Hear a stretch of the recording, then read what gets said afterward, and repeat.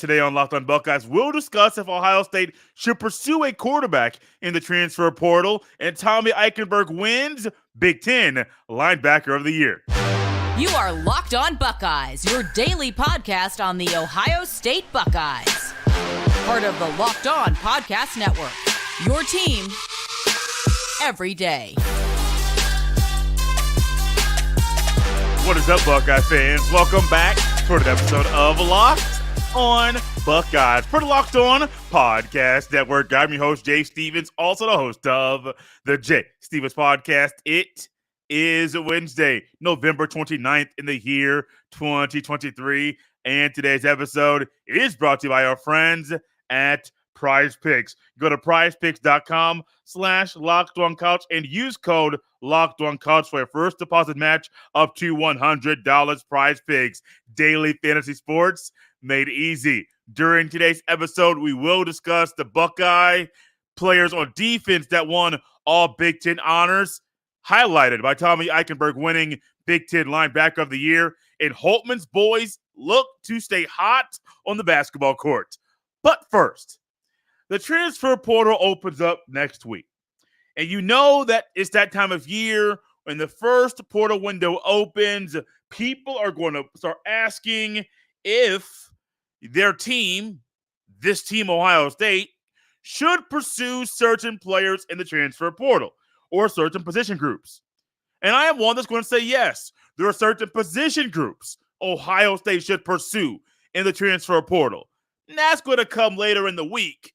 But one of them that I think a lot of people out there will be saying, hey, you need to go after a quarterback in the transfer portal because what we got right now ain't getting the job done. I do believe there's a narrative and a segment of Ohio State's fan base that believes you need to go out there and get a quarterback in the portal. I don't want to go all in and say that I'm there yet. Actually, I never thought about a quarterback in the portal, at least right now, because Kyle McCord did some good things this year. He showed growth throughout the season. And even in a game where he threw one interception, a costly interception, if that play was blocked better, there's a good chance Ohio State has a realistic shot to score on their final drive of the game and beat Michigan over the weekend. Despite the way they play, despite the body language, despite all of the things that didn't go Ohio State's way, and despite the things that Ohio State did not do well enough to win the game, they still had a realistic shot to win that game. If they beat Michigan, I guarantee you, numerous people would have a different view about how Kyle McCord played in that game. But unfortunately, that game was a loss. And so when it comes to going to the portal to get a quarterback or any position, be very, very careful. There are times you think the grass is greener on the other side. That's not always the case. Kyle McCord this year, his numbers, not per game numbers, but total numbers for the year, at least through the regular season, these will go up because the Buckeyes will play in a bowl game. If they happen to get into the playoff, they're going to have 2 more games. So at minimum, the Buckeyes will play 13 games this year, could be 14 if they happen to find a way to get in the playoff and play for a national championship. 3,170 passing yards, a completion percentage of 65.8. He threw 24 touchdowns and 6 interceptions. The 3,000 passing yards, okay, I get that. I'm here for it. Only throwing 6 interceptions in 12 games at first year as a full-time starter. Okay, I'm here for it. The one thing I'm not comfortable with, 24 touchdowns. You're only averaging 2 passing touchdowns a game. And this goes into how the standard has been set at Ohio State. It's high. There's a high bar. But who's to say Kyle McCord next year would not move up closer to the bar and the standard that has been set at Ohio State? I don't know. I've seen out there on the Bird app. Well, no, it's not the Bird app anymore. They're on X. That still sounds weird to me. That some people are saying, hey, Ohio State go after Cam Ward, the talented quarterback out there at Washington State. Threw for 3,700 passing yards this year. Both seasons that he's been at Washington State, he's thrown for over 3,200 passing yards. Completion percentage of 66.6. That's odd to say. 25 touchdowns, 7 interceptions. Last year, he had 23 touchdowns, 9 interceptions. So the touchdown numbers are about the same. Kyle McCord has less interceptions than Cam Ward has had in both seasons. Of course, last year, Cam Ward played 13 games, 1 bowl game. Realistically, he'll play in another bowl game this year as well. So I'm not saying I'm all in on Cam Ward. I'm just relaying something that I have seen out there. There is a narrative and people that are saying, hey, it's been confirmed that Ohio State is going after Cam Ward, even though the portal is not officially open. I would caution people that think that, because some of those same people might be the people that were saying, hey, I'm all for Devin Brown. Number 33 looks odd for a quarterback, but number 33 could be my quarterback because I want number 33 to be back there in shotgun taking the snaps every single day. And there are people out there that believe that. And I'm going to say this once again. Sometimes the grass is not always greener on the other side. So if Cam Ward was out here having 3,700 passing yards in 12 games this year and 32 touchdowns, completely different conversation. 27 versus 24. That +3 mark that Cam Ward has, okay. I know he's a good quarterback. I know he's done some good things. I know he's been consistent. I'm not saying Cam Ward's not better than Kyle McCord. I'm not saying, like, who's better, who's worse. I think Cam Ward's a phenomenal quarterback and did a lot more good things this year than maybe Kyle McCord had. But Kyle McCord didn't have a running game. Kyle McCord worked with a bad offensive line early, and no line that was getting better, but still was not up to the standard that has been set at Ohio State. I'm saying all that to say this. I'm not trying to pick Cam Ward's side or pick Kyle McCord's side. I'm just saying, if you're in the camp, if you're a part of the group that says, hey, go out there and get Cam Ward, or go out there and get X, Y, or Z quarterback, or I got a list of 5. These are the 5 that Ohio State should go after. You try to submit them to Ryan Day, and he's like, please, I already got my mind made up, or I know what I'm going to be doing in this category. Sometimes the grass is not always greener on the other side. However, I will say this, a little earlier than expected conversation about the portal. Ohio State can go after almost every position in the portal and bring guys in. Almost everyone. O-line, absolutely. Quarterback, if you got a guy in the portal that you believe is better than what you got for next year's starting quarterback, cool. Don't bring in a guy to be a backup. Bring in a guy who you believe makes you better. Running back, who knows what you're going to have next year, because Henderson could be gone. Williams could be gone. Chip Trayanum could be gone. Della Hayden and Evan Pryor, you expect to be here, but who knows? One of them could enter the portal. Tight end, you need more help. Receiver, you got young guys that don't have much experience, and if Harrison and Ibuka leave, you got Fleming, and you got guys that are inexperienced. D-line, okay, you got a lot of guys there, but if your 4 starters leave, well, you're inexperienced once again. Linebacker, desperately need help. Secondary, that might be the one area where I say A-okay. Specials, punter, Marco didn't get it done against Michigan. Fielding with the kick against Michigan. Hey, you can go to the portal and get just about anything. I'm not going to give you my list of top 3 positions to go to dive into if I'm Ohio State in the portal. That's coming up later in the week. What's coming up later today on the show is Tommy Eichenberg winning Big Ten Linebacker of the Year and the other Buckeyes that received all Big Ten honors on the defensive side of the ball. That's coming up next on Locked On Buckeyes. This episode is brought to you by our friends at Prize Picks. Prize Picks is the largest independently owned daily fantasy sports platform in North America. They are the easiest and most exciting way to play daily fantasy sports. It's just you against the numbers. Instead of battling thousands of other players, including pros and sharks, you pick more than on less than on 2 to 6 player stat projections and watch those winnings roll in. Prize Picks is the most fun I've had, winning up to 25 times my money this football season. Prize Picks is really simple to play. I can make my picks and submit my entry in less than 60 seconds. Quick withdrawals, easy gameplay, and an enormous selection of players and stat types are what make Prize Picks the number one daily fantasy sports app. Go to prizepicks.com/LockedOnCollege and use code LockedOnCollege for a first deposit match up to $100. Prize Picks, daily fantasy sports made easy. Thank you for making Locked On Buckeyes your first listen or first watch of every single day. Locked On has launched the first ever national sports 24/7 streaming channel on YouTube. Locked On Sports Today is here for you 24/7, covering the top sports stories of the day with the local experts of Locked On, plus our national shows covering every league. Go to Locked On Sports Today on YouTube and subscribe to the first ever national sports 24/7 streaming channel. Anytime you hear awards are going to be handed out in the Big Ten, it's expected that Ohio State is going to have numerous players win awards. It might not always be expected the way that we might think it's going to be, because the talent at Ohio State's at an all-time high, better than most every other school in the Big Ten. However, that's not always the case.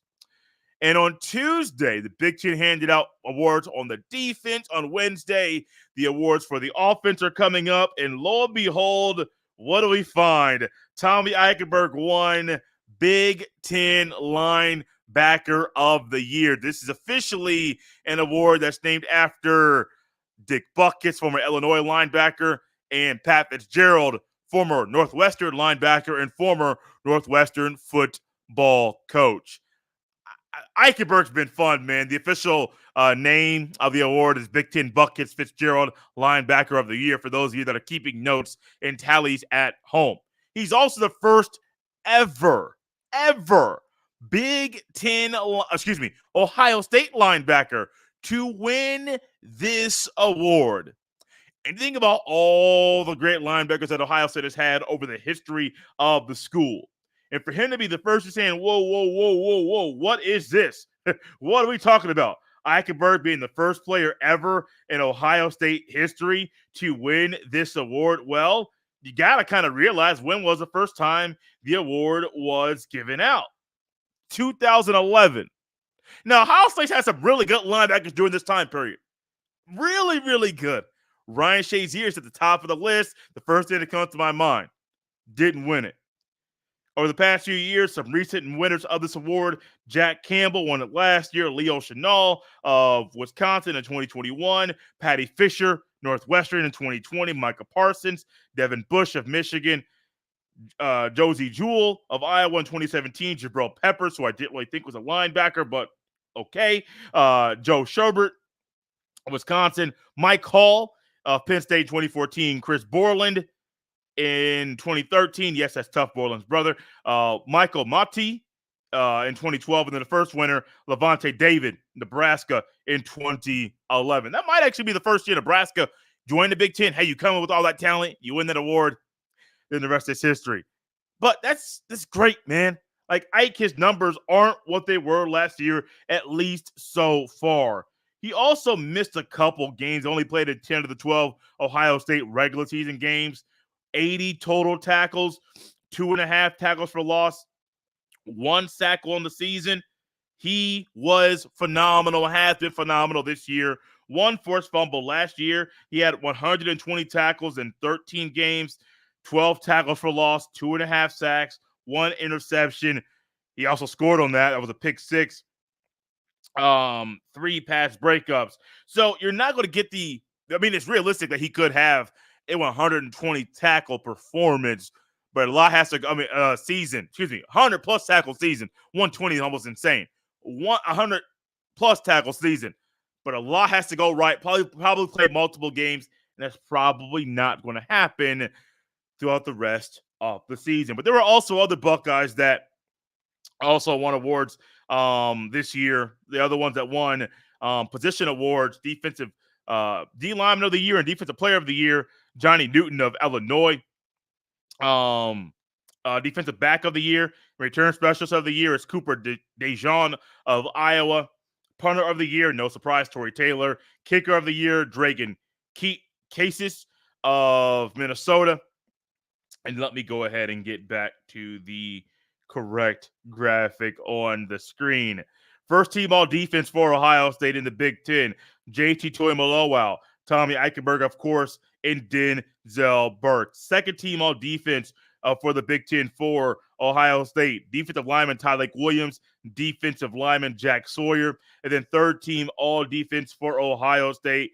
D lineman Michael Hall Jr., linebacker Steele Chambers, defensive back Joshua Proctor. Did I miss Ransom's name in any of this? I don't believe so, which once again surprised me. Why did he not get awarded? Because he was good this year. Not as good as he was last. I think Ransom wasn't as good as he maybe should have been, but he was barely really good this year. Linebacker Eichenberg at the top of the list.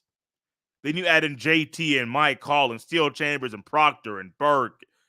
I mean, Williams and Sawyer. Ohio State's littered with talent. And I love hearing about the guys that are getting these awards. Some of them are awarded by the coaches. Some of them are coaches and media. Some of them are only awarded via the media. For example, JT Toimoloau, first team all defense, voted on by the coaches and the media. Tommy Eichenberg, of course, Big Ten linebacker of the year, coaches and media. Denzel Burke was only a first teamer via the coaches. I don't know what they're seeing. I don't know what the media is watching. He was easily one of the best defensive backs, one of the best corners in the Big Ten. He's on the field. You don't throw to his side. Or maybe that you're saying, oh, well, that goes into why the media voted the way that they did. Okay, maybe, cool. I don't agree with that. What I do agree with, though, is that Eichenberg is leading a good defense this year, phenomenal defense. And one thing I don't want to get lost in the sauce in the aftermath of the loss to Michigan is how good Ohio State's defense has been this year. I mean, you're going into the game. The number one scoring defense in the country, Michigan. Number two scoring defense in the country, Ohio State. In that game, what did you find? The defenses. Ohio State's defense almost made enough plays to win the game. Yes, there were issues. Yes, they had problems.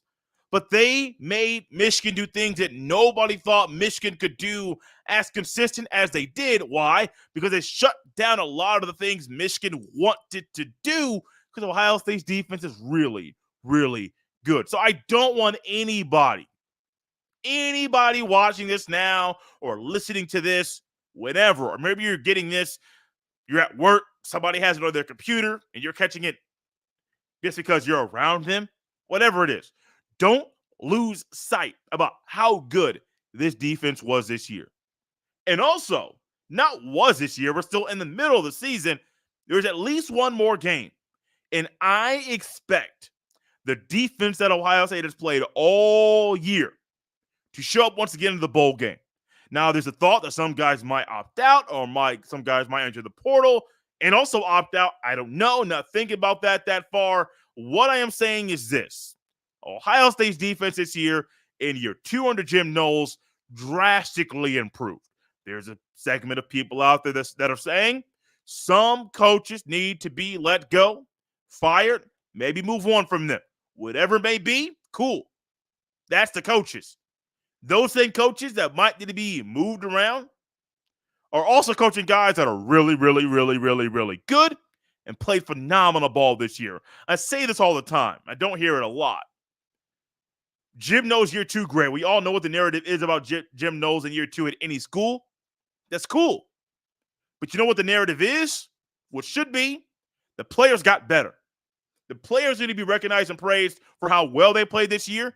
And some of those players on defense got recognized at the Big Ten level for how well they played during this season. Holtman's boys have been playing well this year, and they seek to keep on the hot streak they're currently on. We'll discuss what to expect tonight as the Buckeyes step back on the basketball court. It's coming at you next on Locked On Buckeyes. This episode is brought to you by our friends at LinkedIn Jobs. These days, every new potential hire can feel like a high-stakes wager for your small business. You want to be 100% certain that you have access to the best qualified candidates available. That's why you have to check out LinkedIn Jobs. LinkedIn Jobs helps find the right people for your team faster and for free. It's free and easy to create a job post on LinkedIn Jobs. So once you create your job post, add your job in the purple hashtag hiring frame to your LinkedIn profile to spread the word that you're hiring. Simple tools like screening questions make it easy to focus on candidates with just the right skills and experience so you can quickly prioritize who you'd like to interview and hire. LinkedIn Jobs helps you find the qualified candidates you want to talk to faster. Post your job for free at linkedin.com/lockedoncollege. That's linkedin.com/lockedoncollege to post your job for free. Terms and conditions apply.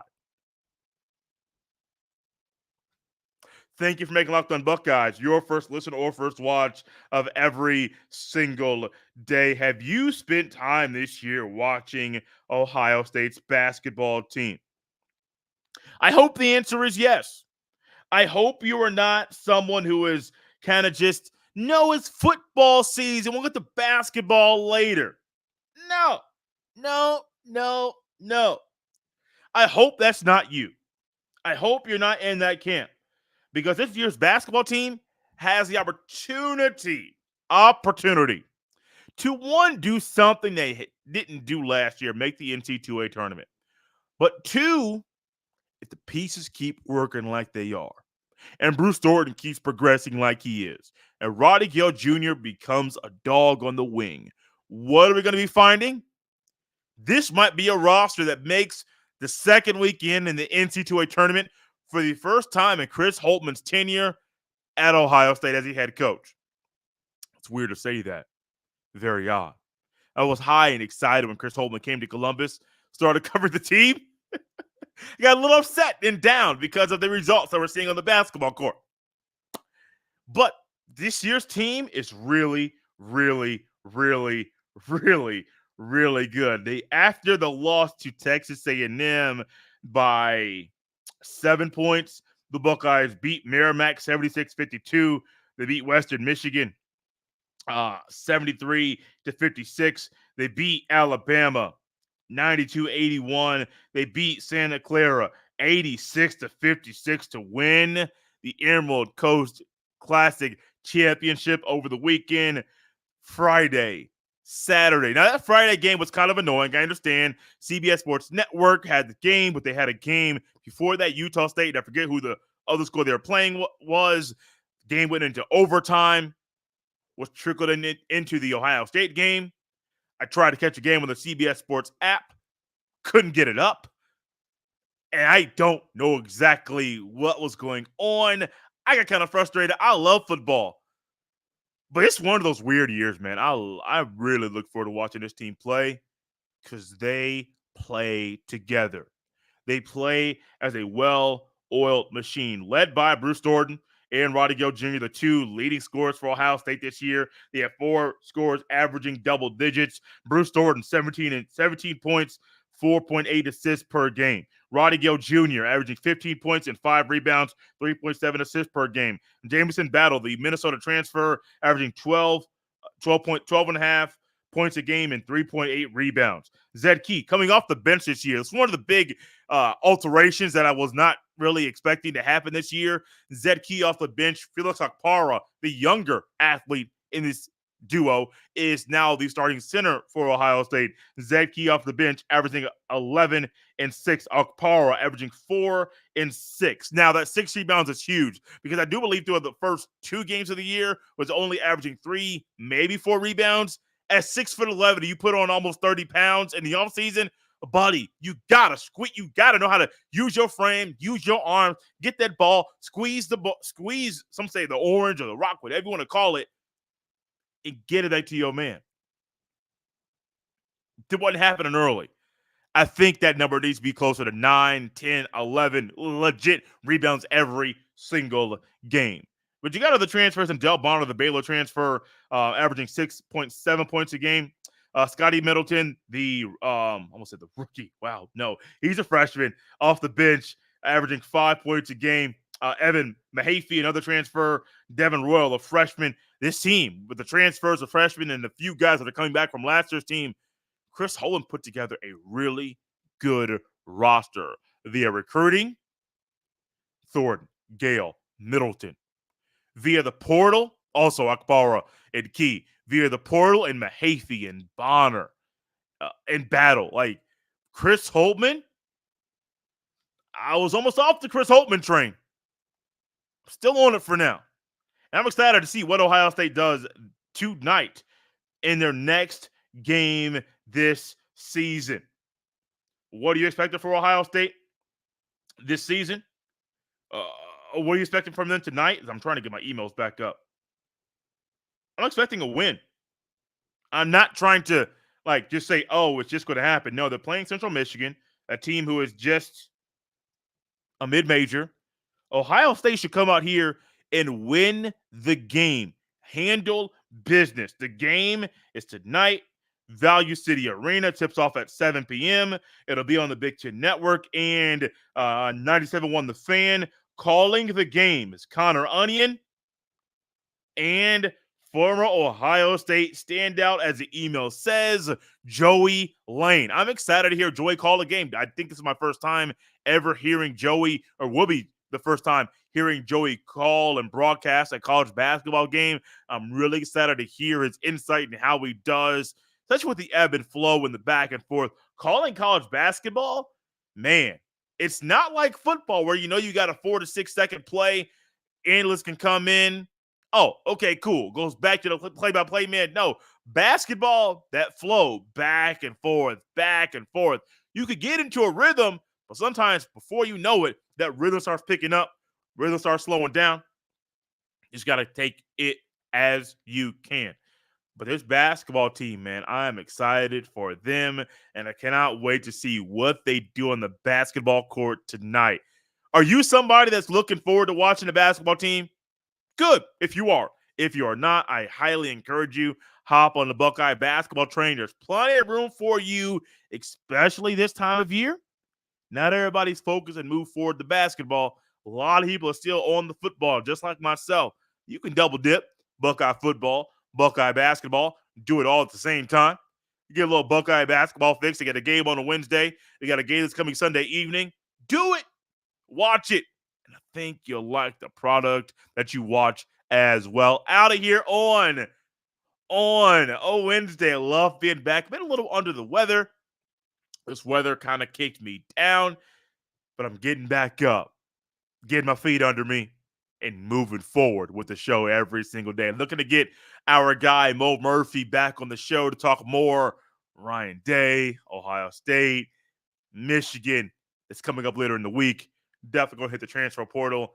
And I'm going to predict something I don't normally do. Predict all 10 conference championship games to kind of give you a better picture about how I feel about if Ohio State has a realistic shot to make the college football playoff at the end of the week. This has been Locked On Buckeyes here on a Wednesday. You can follow me on X at jstevens07. Send all of those emails to jstevens317@gmail.com if you'd like to continue this conversation outside of the space of this here podcast and hear and see your comments used as content here on the show. Go to joinsubtext.com/LockedOnBuckeyes. Once again, this has been Locked On Buckeyes here on a Wednesday. We'll see you next time.